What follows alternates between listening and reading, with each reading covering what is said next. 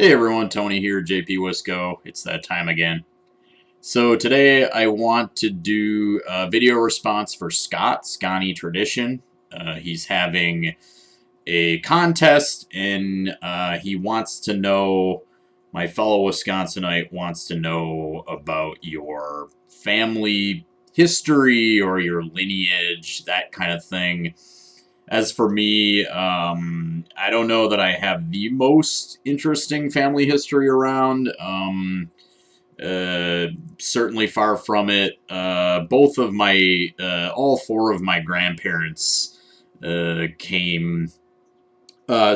born in the United States. So we don't have sort of this immediate sort of immigrant experience that colors other families, that adds a bit of intrigue or interest. All four grandparents born in the United States. However, my great grandparents, at least most of them, I think not all, but most of my great grandparents were immigrants. On my father's side, my great grandmother and great grandfather, both they came from Italy, northern Italy. My great grandfather, he fought in the First World War, and he established, when he came to the United States, he established a tile company. So he established his own tile and terrazzo company in my hometown. And, had that business for a very long time. My grandfather also, went into that business with him.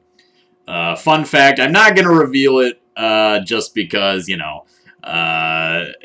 you do a little snooping, you might be able to figure it out. Or if you email me and you ask nicely, I might give you some more information.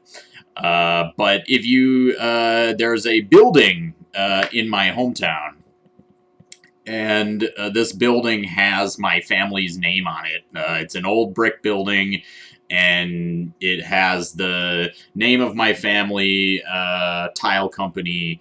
And so my family's name is, as of this moment, still immortalized on an older building in my hometown. Kind of one of those, it's brick and it's painted on and it's very faded, right? It's a relic of the past, but it's pretty neat. I can go down that street and I can see, my family's name on that building. So, and so my grandfather on my father's side, so my great grandfather's son, my grandfather, he was of course born in the United States too.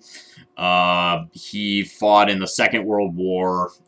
He was a Marine in the Pacific, veteran, and then, he worked at the tile company. That's that. On my mother's side, her grandmother, my great grandmother, they came from Norway. That's just my grandmother's side, though. My grandfather on my mother's side, this is getting kind of convoluted.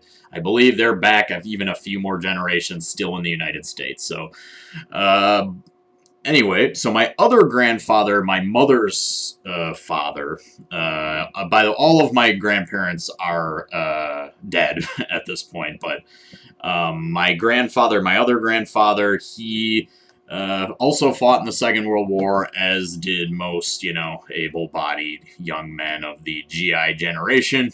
That's how it gets its name, right?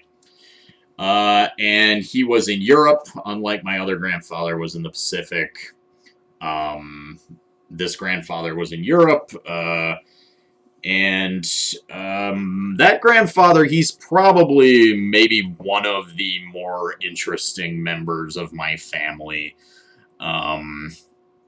He was wounded twice in the war, got 2 Purple Hearts, Bronze Star, or a Silver Star.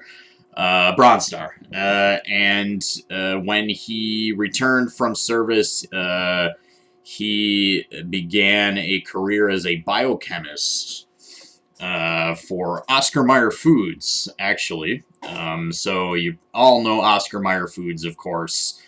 My grandfather was a biochemist from them. He has numerous patents, and he's one of the kind of one of the key figures in who sort of turned Oscar Mayer into a national sort of really big time operation. And one of his we always used to joke about it in the family because it's kind of goofy, but it's still cool. One of his sort of biggest patents is he has one of many people involved, scientists, but he helped develop the automated mass production process for wieners for hot dogs.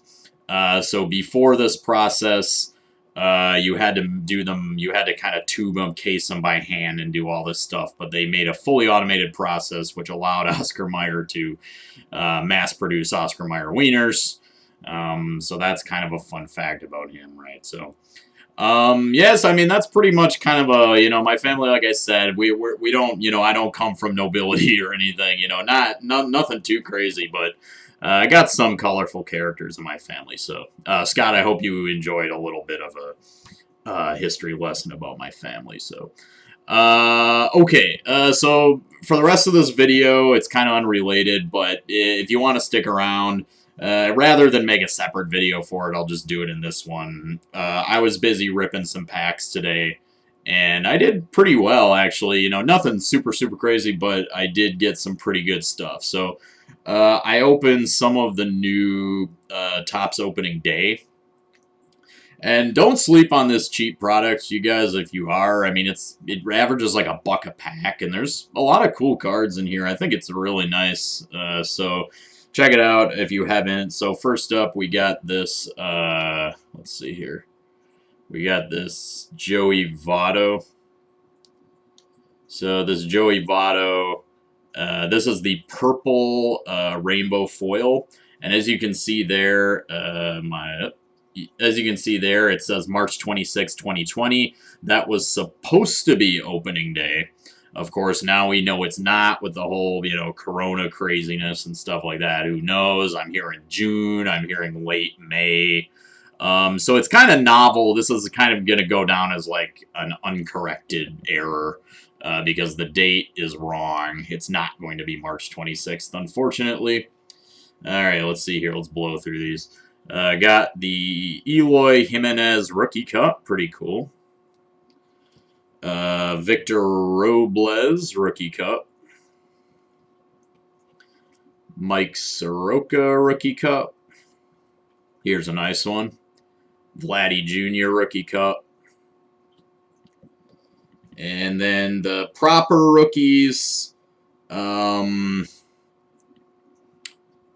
Nico Horner. Jesus Luzardo. I heard this guy is supposed to be pretty good, like ace potential for the A's. So, Aristides Aquino. Another A's pitching prospect stud, or there are no pitching prospects, depending on who you ask. All right, getting into the good ones here. Got the Gavin Lux. And I also pulled the Yordan Alvarez, but I put it in a top loader and it's in one of my boxes. I forgot to get it for this video, so sorry about that. Also pulled the Yordan. And then a couple fun. I love these mascot cards. Check this out. I got the Swinging Friar. That's hilarious. He's just one of the goofiest looking mascots. He's cool. And then I also got the Pirate Parrot. I don't know what the insertion ratio is on these mascot cards, but from my rip, they seem a little more rare than some of the others. I was getting a lot of the stadium cards and stuff like that. I think those are the most common, and not too many of these. I think I ripped about 10 packs, so I got all of that out of like $10 packs. So, like I said, don't sleep on opening day. I think it's a pretty nice little release there.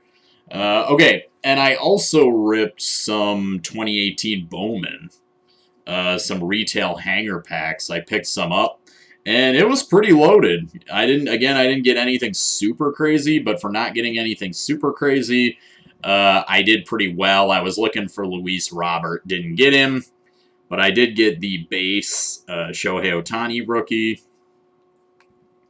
And this is a good one. Got a Vlad Jr. Chrome. I actually pulled a long time ago, like when this first came out, I pulled the refractor version of this, but I traded it to my buddy who's from Toronto and he loves the Blue Jays, so I forgot what I traded it for, but this is a nice one. Christian Pache, first Bowman paper. This guy is pretty much ready to come up.